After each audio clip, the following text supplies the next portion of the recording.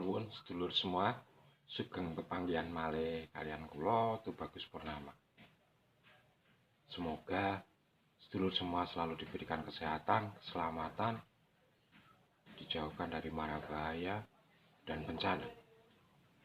Dan semoga semua makhluk berbahagia. Baik sedulur, kali ini saya akan membahas tentang yang baru terkenal karena ada film KKN Desa Penari, yaitu Bathara Wuhi. Sebetulnya siapakah sosok Bathara Wuhi ini? Kalau di dalam cerita, itu Bathara Wuhi itu diusir dari Keraton Pantai Selatan. Sejenis makhluk gaib jin, karena dengan ambisinya terlalu berambisi diusir dari Keraton Pantai Selatan. Kemudian tetap tinggal di daerah Banyuwangi, perbatasan antara Banyuwangi Jember sebetulnya. Nah, kenapa sampai diusir? Karena merasuki seorang pemimpin pada saat itu yang bernama Ratna Nareh. Nah, Ratna Nareh ini adalah murid dari Sang Prabu Airlangga. Kemudian suatu ketika Prabu Airlangga berperang melawan Empu Barada, mereka kalah. Nah, ketika kalah ini, Ratna Nareh mengungsi ke Jawa bagian timur, sedangkan sebagian mengungsi ke Bali.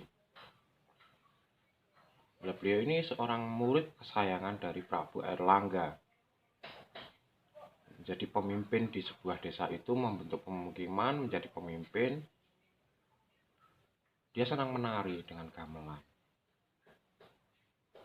Maka desa itu disebut Desa Penari. Nah, kemudian Sang Bathara Wuhi ini merasuki Ratna Nareh sehingga Keraton Pantai Selatan mengusirnya dari Pantai Selatan dan sekarang menetap di Alas Purwo untuk menghibur para jin. Karena sebetulnya Bathara Wuhi ini suka menari. Nah, sama saja dengan manusia biasa bahwa jin pun ada yang berambisi, ada yang baik, ada yang buruk. Tapi ketika selalu berambisi dan menyalahi aturan perjinan, sama seperti manusia yang menyinggung orang lain, menyalahi aturan kehidupan bermasyarakat, maka dia diusir. Nah, Bathara Wuhi ini diusir sekarang ada di Alas Purwo.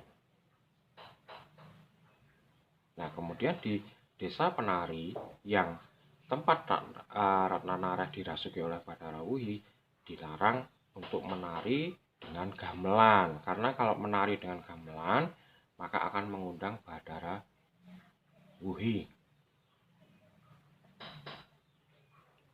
Nah, bagaimana kita mempercayai kisah ini? Sekarang kita perbandingkan aja dengan Ibu Ratu Kidul. Ibu Kanjeng Ratu Kidul ini adalah sosok entitas atau dewa atau dewi yang dipasrai tugas untuk menjaga pantai selatan atau kutub selatan tepatnya. Nah, ada 3 cerita versi yang berkembang Jawa Timur, Jawa Barat, dan Jawa Tengah. Kalau Jawa Tengah, Ibu Kanjeng Ratu Kidul itu dikenal sebagai entitas dewa atau dewi tertinggi yang menguasai Laut Selatan. Kemudian wakilnya adalah Nyai Roro Kidul. Nah, perbedaan antara Bathara Wuhi dengan Nyai Blorong. Nyai Blorong itu adalah putri dari Nyai Ratu Kidul yang menjadi senopati dari Kerajaan Pantai Selatan. Ini Jawa Tengah.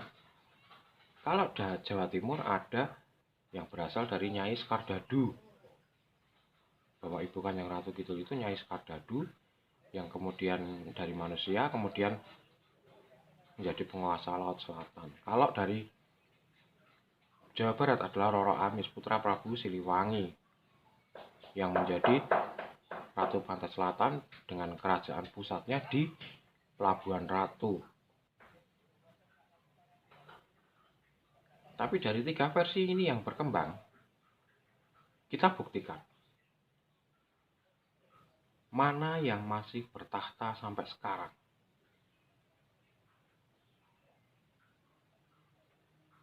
Tentunya adalah Panembahan Senopati, yang benar adalah Jawa Tengah. Karena kerajaan Mataram, generasi penerusnya Kanjeng Senopati adalah bertahan sampai sekarang. Ada Keraton Jogja, ada Puro Pakualaman, Puro Mangkunegaran, dan Kasunanan Surakarta. Ini sekarang masih ada. Artinya cerita yang benar, mendekati kebenaran adalah cerita dari Jawa Tengah.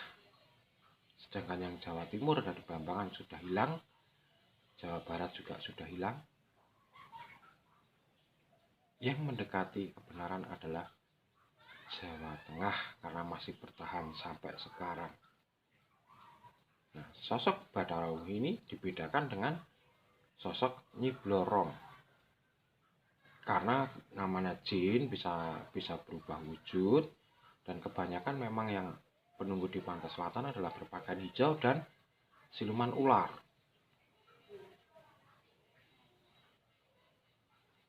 Nah, inilah yang banyak teman-teman pertanyakan, apakah sama dengan Nyi Blorong? Tidak, beda. Nyi Blorong itu adalah senopati atau putri dari Nyai Roro Kidul. Nah, Nyai Roro Kidul itu memang tadinya manusia yang sudah mumpuni, sehingga bisa dibilang adalah Rogo Sukmo Nguntal Rogo mengabdi kepada Ibu Kanjeng Ratu Kidul. Sedangkan yang berhubungan dengan Panembahan Senopati adalah Ibu Kanjeng Ratu Kidul. Nah, di sini terselip pesan bahwa kenapa Badarawuhi sekarang muncul lagi dan merasuki semua penari ketika menari dengan gamelan, karena ada larangan di sana. Dan larangan ini sebetulnya bukan hanya untuk di desa penari saja, tapi di semua tempat yang disakralkan atau tempat yang tidak terjamah oleh manusia, jarang terjamah oleh manusia, apalagi itu tempat untuk pemujaan dewa-dewi, maka dilarang melakukan hal-hal yang melanggar pantangan. Nah, di antara yang disebutkan adalah ada mahasiswa yang melakukan hubungan intim di Sendang dan melakukan hal tidak senonoh di tempat itu. Kemudian ada yang menari dengan gamelan.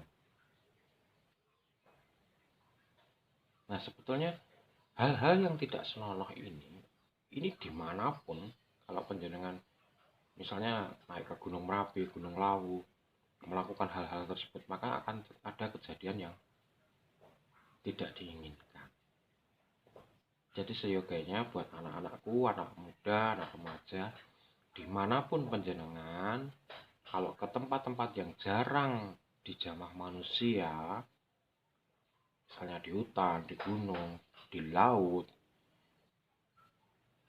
itu kita harus percaya bahwa kita itu hidup berdampingan dengan makhluk yang tidak kasat mata. Jadi jangan sampai berbuat hal-hal yang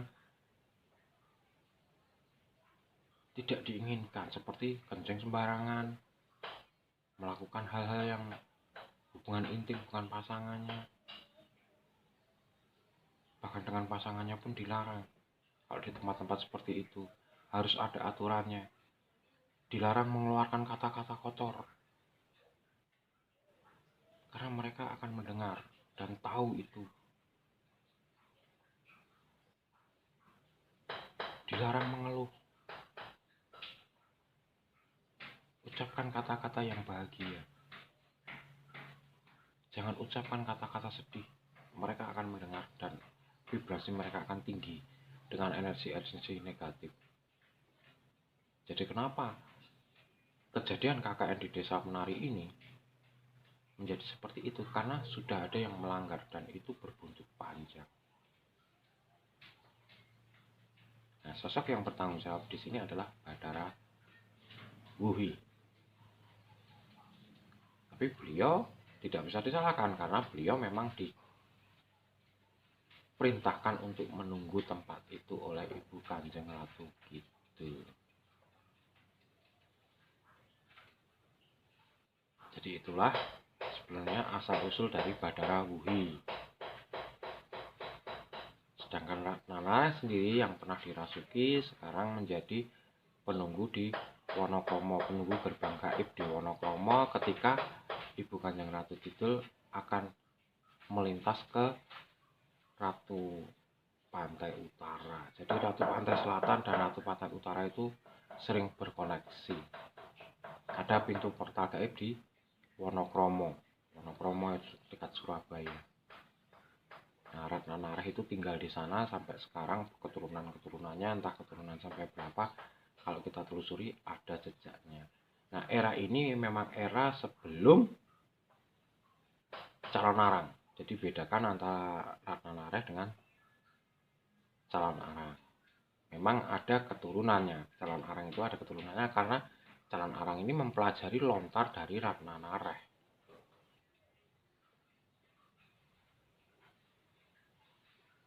Nah, sedangkan Calon Arang ini Nyai Nating Girah. Bedanya itu. Jadi kemungkinan leluhurnya bernama Ratna Nareh. Tapi eranya beda ya. Yang dibedakan adalah eranya, bahwa Calon Arang era setelah Ratna Nareh serah Bathara Wuhi. Jadi demikian pesan saya buat anak-anakku, buat generasi muda, siapapun penjenengan, kalau di tempat yang memang jarang dikunjungi oleh manusia, jarang untuk konektivitas manusia, maka sebaiknya penjenengan menjaga diri, menjaga akhlak, menjaga perilaku, ucapan, karena kita benar-benar hidup berdampingan dengan yang tidak kelihatan atau alam gaib. Dunia paralel itu ada. Semoga bermanfaat. Kalau ada salah kata saya mohon maaf yang sebesar-besarnya. Saya Tubagus Purnama dari Yogyakarta mengucapkan Rahayu, Rahayu, Rahayu.